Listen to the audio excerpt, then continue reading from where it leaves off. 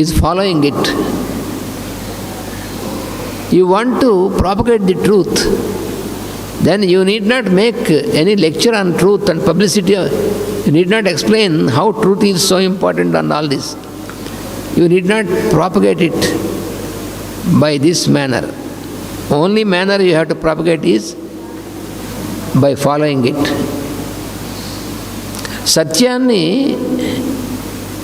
సత్యం అనేటువంటి దాన్ని నేను అందరికీ తెలియజేస్తాను, అందరికీ వ్యాపింపజేస్తాను సత్యాన్ని అని అనుకోక్కర్లేదు. ఏది సత్యమో దాన్ని నువ్వు ఆచరణలో పెట్టడమే నువ్వు చేయవలసినటువంటి, అందరికీ తెలియజేసేటువంటిది. అంతే తప్ప నువ్వేమి ప్రత్యేకంగా చేయక్కర్లేదు. నీకు ఏది మంచిదని తెలిసిందో, ఏది సత్యమో దాన్ని నిర్మోహమాటంగా నువ్వు ఆచరణలో పెట్టడమే చేయాలి మనం. When you know what is the truth, then unfailingly you have to keep it in, you have to put into action. That is the only thing. You need not make any other effort to propagate the truth.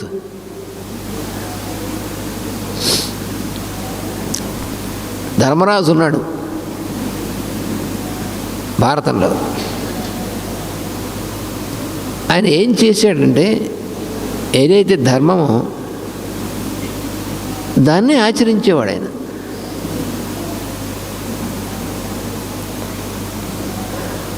అందుకనే ధర్మరాజు అనేటువంటిది ఒక, అసలు యుధిష్ఠిరుడు కదా ఆయన పేరు, కానీ ధర్మరాజు అని ఎందుకన్నారు అంటే, ధర్మం ఏది సత్యమో ఏది ధర్మమో దాన్నే ఆచరిస్తూ ఉంటాడు. ధర్మం అంటే ఏమిటో నాకు తెలియదు మనం అనుకుంటున్నాం. ధర్మం అంటే ఏమిటో నాకు తెలియదు, ఇది సత్యం ఇది ధర్మం అని తెలియకపోవడం వల్ల నేను సరిగ్గా తెలియకపోవడం అనేటువంటి ఉండదు. తెలియకపోవడం అనేటువంటిది ఏముంటుంది అక్కడ? నేను తెలియక చేశాను అని అనుకుంటూ ఉంటాం. మనం కొన్ని పొరపాటు పనులు చేస్తాం, తెలియక చేశాను అని మన సమాధానం చెప్పుకుంటాం. You take the example of Yudhishthira in Mahabharata.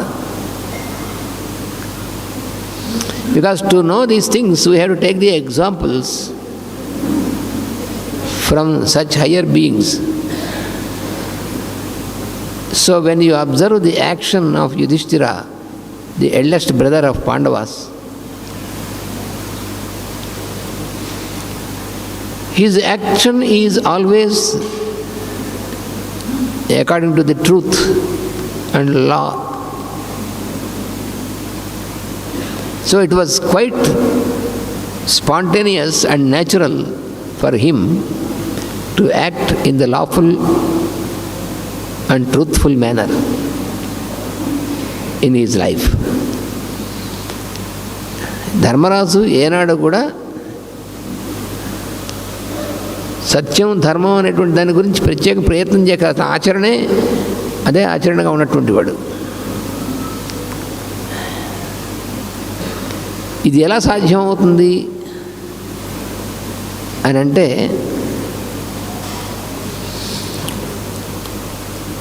భగవంతుడు నిర్ణయించినటువంటిదే మన నిర్ణయంగా మనం తీసుకున్నప్పుడు మాత్రమే సాధ్యమవుతుంది. భగవంతుడి నిర్ణయం అంటే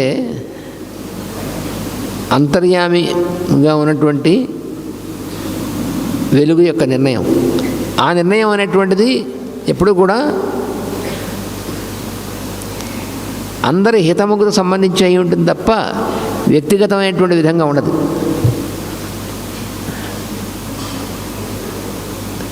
so how is it possible to keep this in our life is that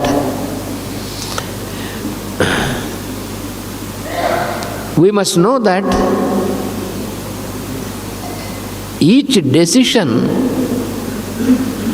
we take whichever decision we take should be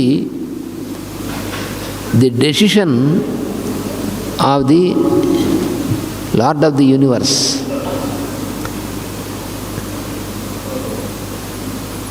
So it should not be a decision on personal motives or personal considerations. వ్యక్తిగతమైనటువంటి ఆలోచనను బట్టి తీసుకున్నటువంటి నిర్ణయాలు కాకుండా అందరిలోనూ ఉన్నటువంటి అంతర్యామైనటువంటి వెలుగు ఏదైతే ఉందో అని భగవంతుడు అని అంటాం కదా, అక్కడి నుంచి వచ్చేటువంటి నిర్ణయమే మన నిర్ణయంగా ఉండాలి. అదే మనం ధర్మరాజు యొక్క జీవితంలో మనం అడుగడుగునా చూసేటువంటిది. అంటే భారతం, వ్యాస మహర్షి ఇచ్చినటువంటి భారతాన్ని చాలా జాగ్రత్తగా మనం అధ్యయనం చేయాలి. అయితే మనం సంస్కృతం రాదు కదా, మనం అధ్యయనం చేయడం ఎట్లా అక్కర్లేదు. మాస్టర్ గారు లాంటి వాళ్ళు ఇచ్చినటువంటి గ్రంథాలు, ప్రసంగాలు, ఉదాహరణకు మాస్టర్ గారు ఇచ్చినటువంటి నవలా సప్తకం ఉంది. అది కనుక మనం జాగ్రత్తగా అధ్యయనం చేస్తే ధర్మరాజు అంటే ఏమిటో అనేటువంటిది మహాభారతంలో, భాగవతం మొదలైనటువంటి పురాణాలు అన్నింటిలో ఒక సారంగా మనకు ఏమి ఇచ్చారో అది మనకి స్పష్టంగా మనకు తెలుస్తుంది. ధర్మరాజు యొక్క ఏ నిర్ణయం కూడా వ్యక్తిగతంగా తన సొంత తెలివితేటలు అనేటువంటి దాన్ని ఉపయోగించి తీసుకున్నటువంటి నిర్ణయం కాదు భారతంలో. అంటే భారతం మనం జాగ్రత్తగా చదువుకోవాలి. మాస్టర్ గారు లాంటి వాళ్ళ యొక్క దీన్ని బట్టి చదువుకోవాలి. కేవలం శృత పాండిత్యం లేకపోతే మన సొంత పైత్యం కాకుండా జాగ్రత్తగా చదువుకుంటే అర్థమవుతుంది. So when we make a careful study of the epic Mahabharata given by Vedavyasa, and especially about the character of Dharmaja, the eldest brother of Pandavas. Because why we take his example is, he was the only person who could follow the decisions of the Lord of the universe completely, 100%. He has followed only that decision and never he took his individual decision. Dharmaraju ఎప్పుడు కూడా తన వ్యక్తిగతమైనటువంటి నిర్ణయాలు ఏది తీసుకోలేదు. అది జీవితం మొత్తం ఆయన చేసినటువంటి పని అది.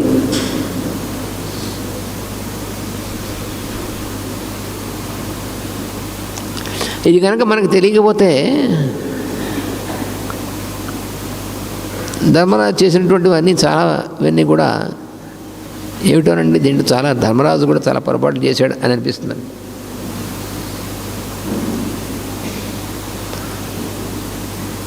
ఉదాహరణకి ద్రౌపదికి అన్నదమ్ములు 5 ఎలా చేసుకున్నారండి అని మనకి ప్రశ్న వస్తుంది. ముందు ఎవరైనా సరే మహాభారతం గురించి మాట్లాడంగానే వేసే ప్రశ్న ఏమిటంటే, మీరు నిజమే, మీరు ధర్మరాజు మహానుభావుడు గొప్పవాడు అంటున్నారు, ఒక స్త్రీకి 5 భర్తల పతివ్రత అంటున్నారు, పైగా ఆవిడ్ని ఈ 5 భర్తలు ఏమిటి, అంత ధర్మాలు తెలిసినటువంటి ధర్మరాజు ఎలా ఒప్పుకున్నాడు, ఇవన్నీ ప్రశ్నలు వస్తూ ఉంటాయి. కానీ ఈ ప్రశ్నలు కొత్తగా వచ్చినవి ఏం కావు, ఈ 5000 సంవత్సరాల నుంచి ఉన్నటువంటి ప్రశ్నలే. వాటికి అది ఎందుకు అలా జరిగింది అనేటువంటిది, దానిలో ఉన్నటువంటి ధర్మం ఏమిటి అనేటువంటిది, ఎక్కడైతే ద్రౌపదిని 5 భర్తలు 5 అన్నదమ్ములు చేసుకున్నారు అని ఎక్కడైతే రాయబడిందో అక్కడే ఎందుకు చేసుకున్నారు అనేటువంటిది కూడా రాయబడింది. అది చదువుకోం మనం. 5 చేసుకున్నారట అని ఒక్కడే చదువుకుంటాం. అది చదువుకుని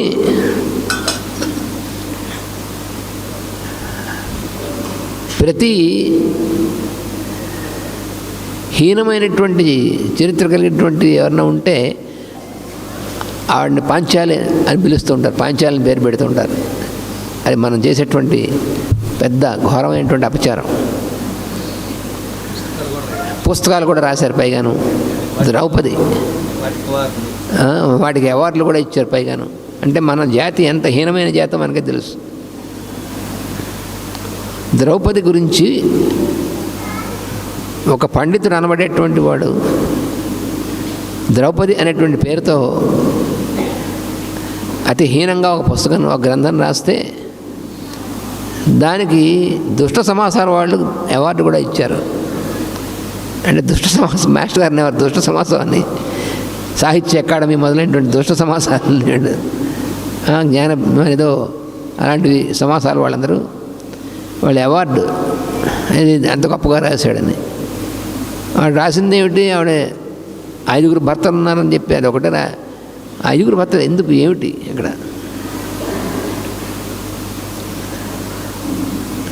పైగా దాని ప్రతివాడు దాని ఉదాహరణ తీసుకుని అక్కడ ద్రౌపదికి 5 భర్తలు ఉన్నారు కాబట్టి 5 మంది మనం కూడా అట్లా అని చెప్పి ఇది ఒకటి పెడుతుంటారు అనమాట. అంటే వీళ్ళదంతా కూడా దానికి అటాచ్ చేస్తుంటారు. మరి ధర్మరాజు మరి నిజంగా ధర్మం సత్యం అనేటువంటి దాన్నే ధర్మాన్ని సత్యాన్ని ఆచరించిన వాడు ఇలా ఎందుకు చేశాడు అంటే అక్కడ ఏం జరిగింది? అసలు ద్రౌపది యొక్క జననం అనేటువంటిది ఎలా జరిగింది అది చాలామంది తెలీదు. when you study Mahabharata,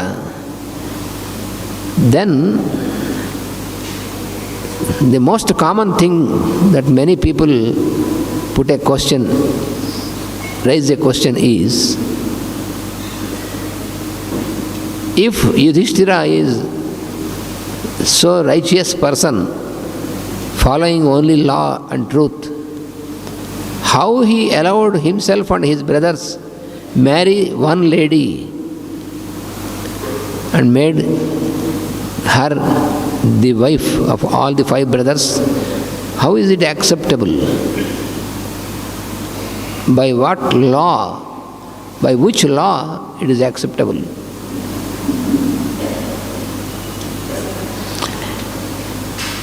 All these people who raise such question forget that they could know this fact only by reading Mahabharata. And when they came to know this fact by reading Mahabharata, why don't they wait and read the reason which was explained there and thereon, which can clarify your doubt?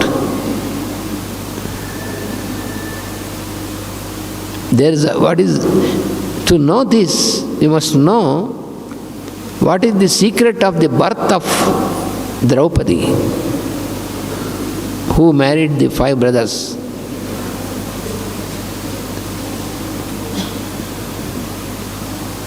Draupadi is not born just from the womb of the mother. She was never impregnated. As a child, her mother never got impregnated of her. Her father was performing a ritual, and she manifested from the fire of the ritual into the physical body directly. This was the fact.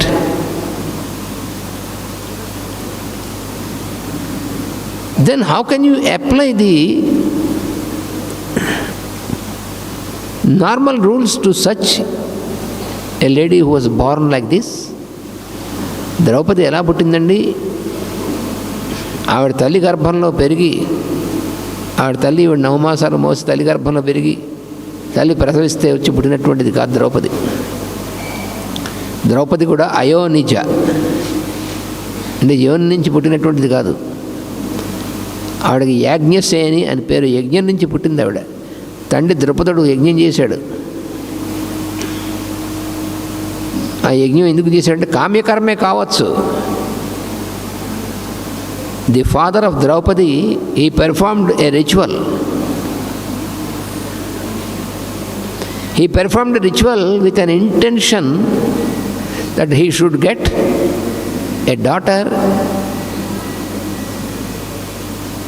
who will be fit to marry Arjuna. That was his intention. అర్జునుడికి భార్యగా అవదగినటువంటి అమ్మాయి తన కూతురుగా కావాలని యజ్ఞం చేశాడు. చేస్తే ఆ యజ్ఞం చేసిన తర్వాత ఎప్పుడో ఆ ప్రసాదం తిని ఆ తర్వాత తన భార్య గర్భం ధరించి అందులోంచి పుట్టలేదు ద్రౌపది. యజ్ఞం చేస్తూ జరుగుతూ ఉండగా యజ్ఞ గుండంలోంచి శరీరంతో కట్టుకుని బయటకు వచ్చింది. అది ద్రౌపది అంటే. ఇది తెలుసా చాలా? ఇది నీకెట తెలుసు? భారతంలో ఉంది. మరి ద్రౌపది గురించి ఎక్కడైతే ఉందో అక్కడే ఉంది ఇది. నేను యాక్సెప్ట్ చేయను. యాక్సెప్ట్ చేయకపోతే కథే యాక్సెప్ట్ చేయకు. నేను ఎవడు చేయమన్నాడు? నేను దీన్ని ఒప్పుకోనంటావా? అసలు భారతం కథే ఒప్పుకోక మానే, పీడ వదిలిపోయింది. నువ్వు ఒప్పుకుంటే ఎంత, ఒప్పుకోకపోతే ఎంత, గుడ్డి కన్నా మూస్తే ఎంత, తెరిస్తే ఎంత. జరిగినట్టుగా రాశాడు అక్కడ వ్యాస మహర్షి. అక్కడ ఏది ఎలా జరిగిందో ఆ జరిగినట్టు రాసిన దానే ఇతిహాసం అంటారు. ఆ మహాభారతం ఇతిహాసం. అది జరిగినట్టు సమకాలీనంగా చూసి రాసినటువంటి వాడు వ్యాస మహర్షి. దాన్ని నువ్వు ఒప్పుకుంటే నువ్వు ఒప్పుకోకపోతే ఎంత.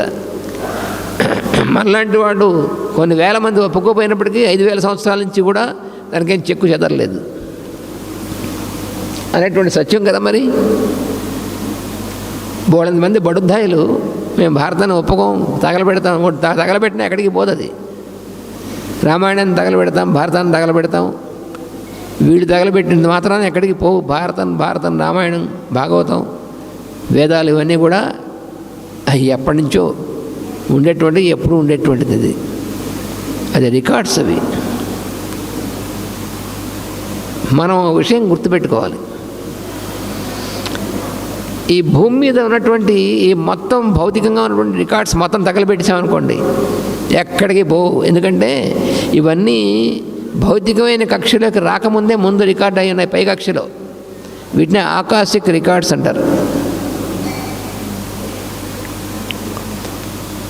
All these what is given the scriptures of Bharata, Mahabharata and Ramayana and Vedas and all the scriptures, before they were brought into physical form, all these were recorded in higher plane of consciousness. That is what is called Akashic records. That is what Blavatsky explains us.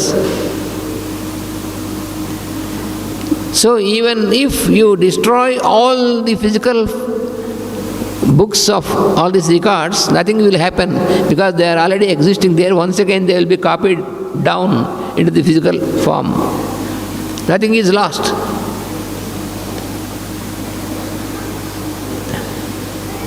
So అందువలన ఇవన్నీ అబద్ధం అని prove చేయడానికి ఉన్నటువంటి పాషండులు చేసేటువంటి ప్రయత్నం ఎప్పుడూ ఫలించదు. మనకు వచ్చిన భయం ఏం లేదు. మేడం బ్లావెట్స్కీ గారు రాసిన గ్రంథాలు రాసింది ఇవన్నీ ఆకాశిక రికార్డ్స్ అని ఉంటాయి. ఆ రికార్డ్స్ నుంచి మనం రాసుకుంటే ఎప్పటికప్పుడు వస్తుంటాయి, మళ్ళీ పోతున్నాం, మళ్ళీ అందులోంచి వస్తాయి. ఎక్కడికి పోవు, చెరిగిపోవు. జీవుల యొక్క చరిత్ర అనేటువంటిది ఎక్కడికి చెరిగిపోదు. అందుకని ద్రౌపది అయోనిజగా పుట్టిందనేటువంటి దాన్ని నేను ఒప్పుకోను, నువ్వు ఒప్పుకోకపోతే అది ఆవిడ అలా పుట్టింది, దానికి ఏం చేస్తావు?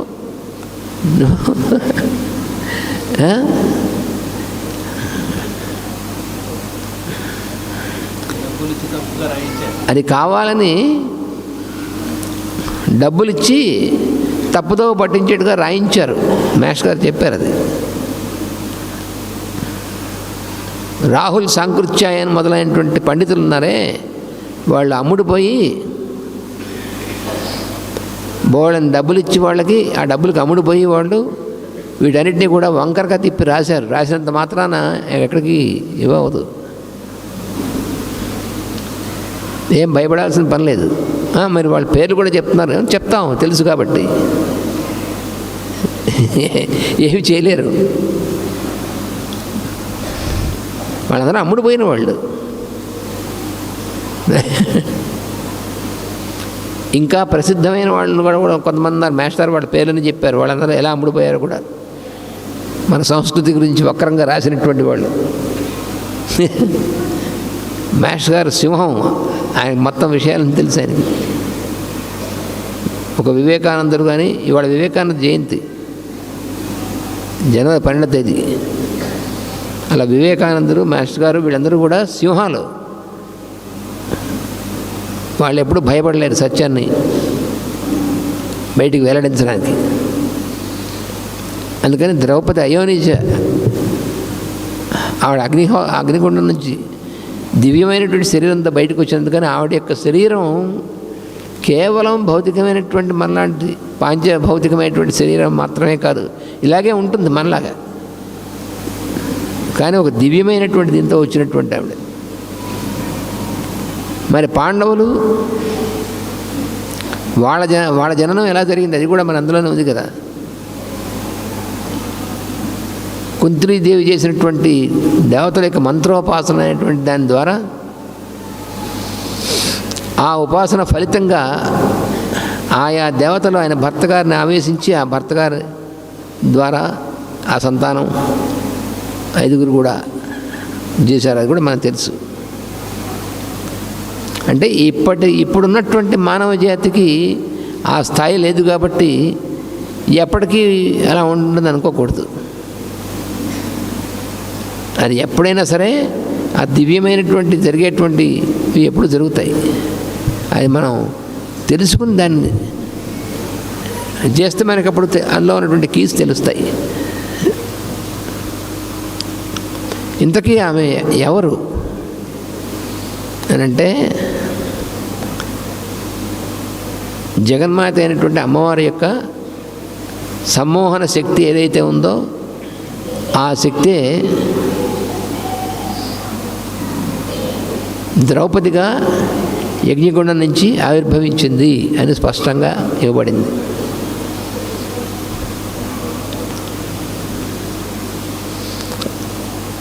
అందువలన ఆమె పేరు కూడా కృష్ణ. ద్రౌపది యొక్క అసలు ద్రౌపది ఆవిడ పేరు కాదు, ద్రుపదరాజు యొక్క కూతురు కాబట్టి ద్రౌపది అని ఆవిడకి పిలుస్తాం, కానీ ఆవిడ పేరు కృష్ణ. కృష్ణ అనేటువంటి పేరు అప్పుడు ఒకే కాలంలో 3 ఉన్నారు. ఒకరు శ్రీకృష్ణుడు భగవంతుడు, రెండోవారు కృష్ణ ద్వైపాయనుడు అంటే వేదవ్యాసుడు వారు, మూడోవారు కృష్ణ అంటే ద్రౌపది. వాడు 3 తత్వం ఒకటే. ఈ విషయం అంతా కూడా మన మాస్టర్ గారు ప్రసారించినటువంటి కృష్ణ నవలా సప్తకం అనేటువంటిది బాగా చదివితే, ఒక్కసారి గారు చాలాసార్లు మళ్ళీ మళ్ళీ చదువుతుంటే మన క్రమంగా మనకి బోధపడుతుంది. So all these hidden aspects in the scriptures we can get into them by repeatedly studying the writings of Master E.K., especially which he has given explaining about the hidden secrets of the incarnation of Lord Krishna. One of those books is Music of the Soul, and another book is Man's Sacrifice. Still there are another books in Telugu which are yet to be translated properly.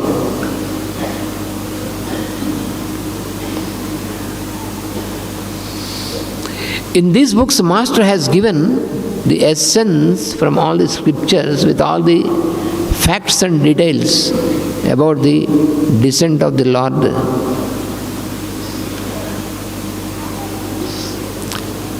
And Draupadi